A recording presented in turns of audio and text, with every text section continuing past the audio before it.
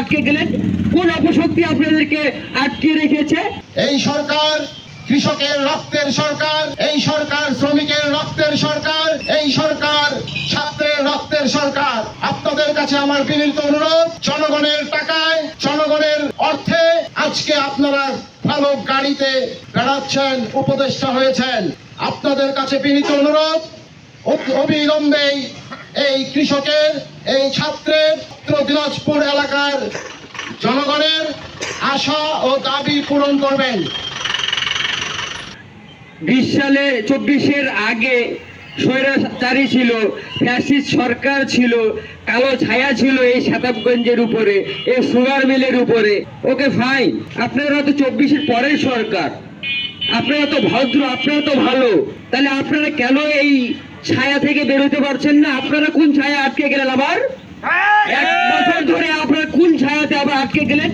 কোন অপশক্তি আপনাদেরকে আটকে রেখেছে এই সুগার মিল থেকে এই উত্তরবঙ্গের বৃহত্তর ভারী শিল্প প্রতিষ্ঠানকে খুলে দিতে?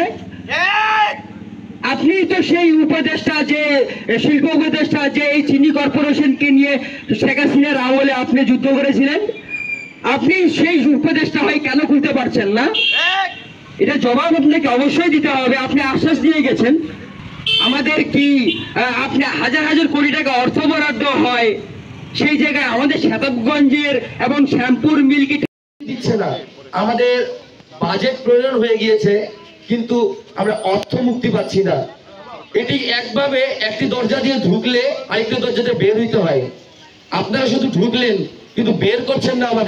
আমাদের অর্থনৈতিক মুক্তির জন্য আমাদেরকে আবার রাজপথে আসতে হবে। আমাদের বাধ্য করিয়েন না।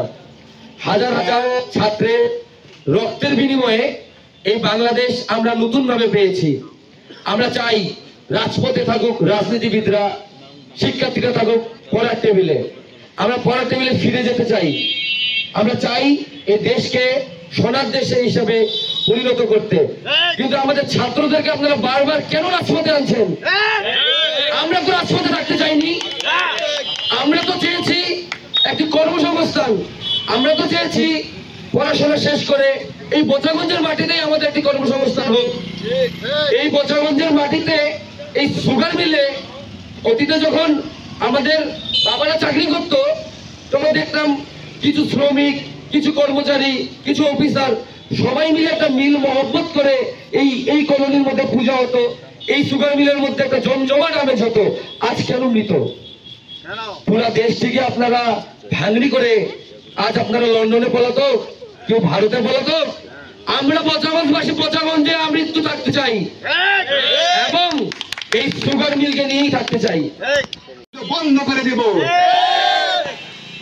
সবাই অনেক কথাই বললেন যে বাজেট অবিলম্বে ছাড় দিতে হবে, কিন্তু আমরা অনেক পুরা 14 মাস হয়ে গেল, আমরা কোনো আশানুরূপ ফল পাইনি।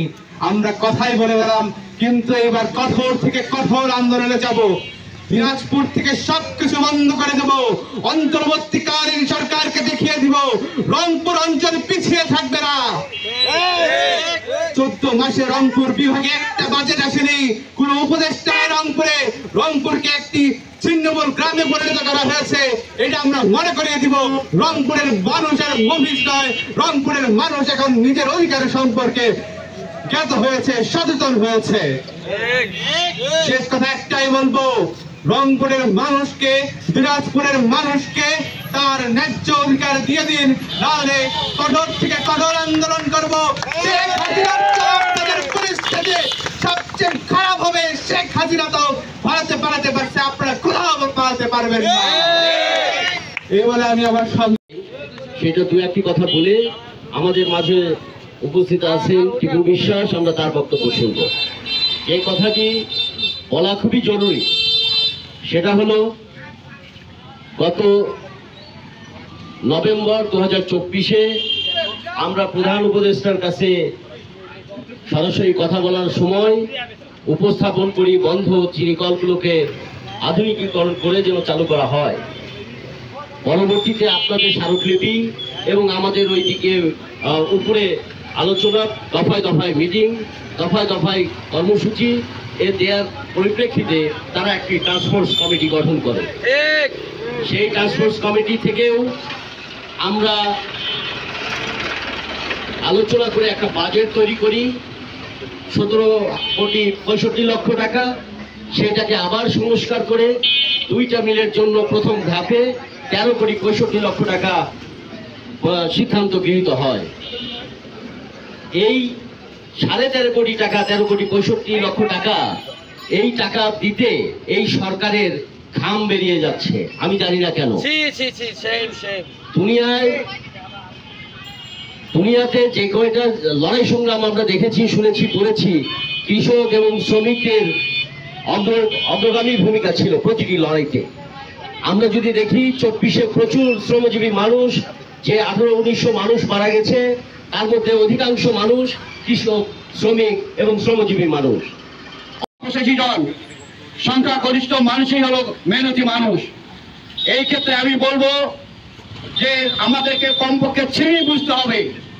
শ্রেণী সংগ্রাম যদি না বুঝি আমরা, তাহলে এ যাবে আর ও আসবে, ও যাবে আর এ আসবে, কিন্তু আমাদের ভাগ্যের কোনো পরিবর্তন হবে না।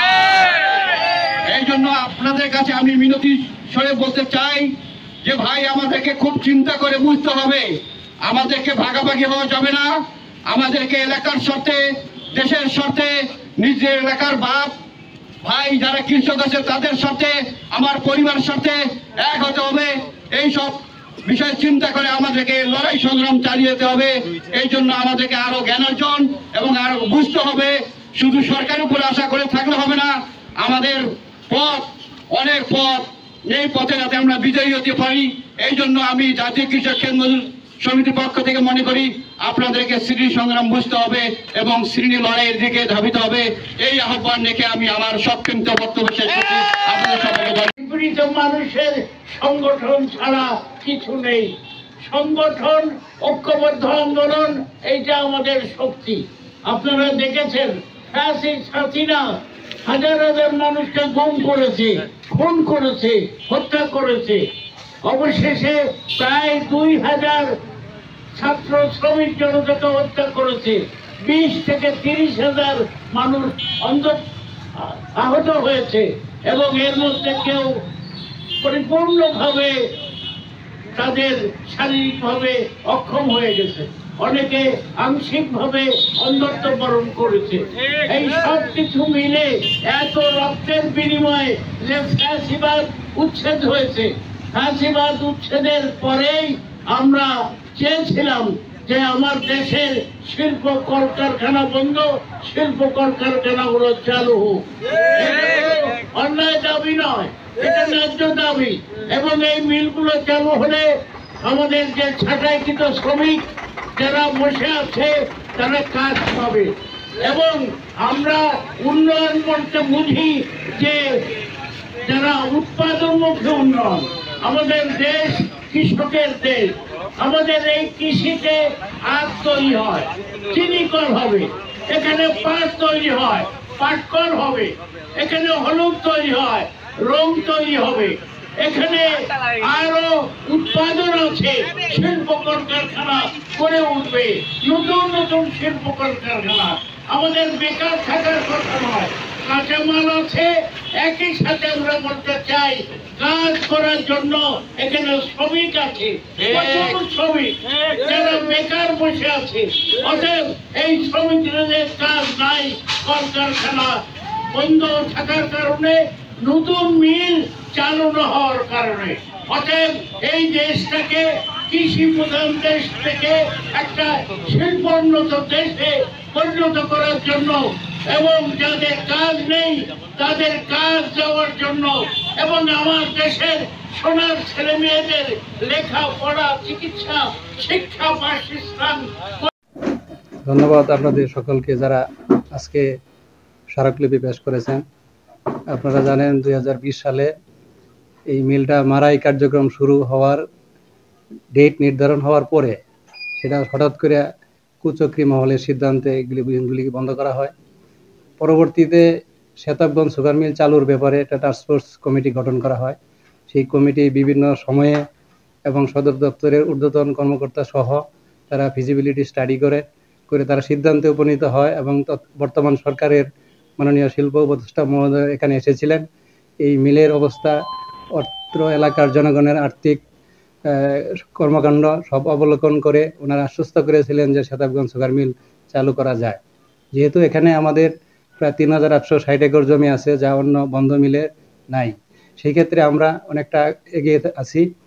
চাষিরা যদি এখানে 3000 একর জমিতেও আক্রমণ করতো, তাহলেও আমরা ইনশাল্লাহ আমাদের নিজস্ব জমির মাধ্যমে এগুলি আমরা মিলটাকে রানিংয়ে করতে পারতাম।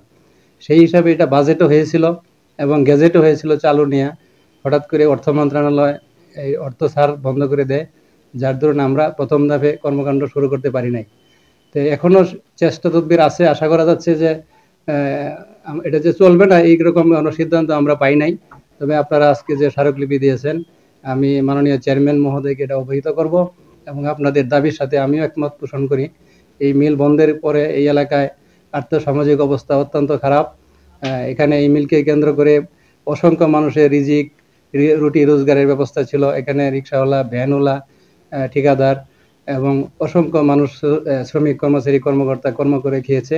মিল বন্ধের পরে তাদের আর্থিক অবস্থা অত্যন্ত খারাপ অবস্থায়, তাদের চাল চলন বা সামাজিক কর্মকাণ্ড অত্যন্ত নাজুক, এবং সেই দিক লক্ষ্য করে আমি মাননীয় সরকার মহোদয়কে আহ্বান করব তারা যেন সব দিক বিবেচনা করে মিলটাকে পুনরায় চালু করেন।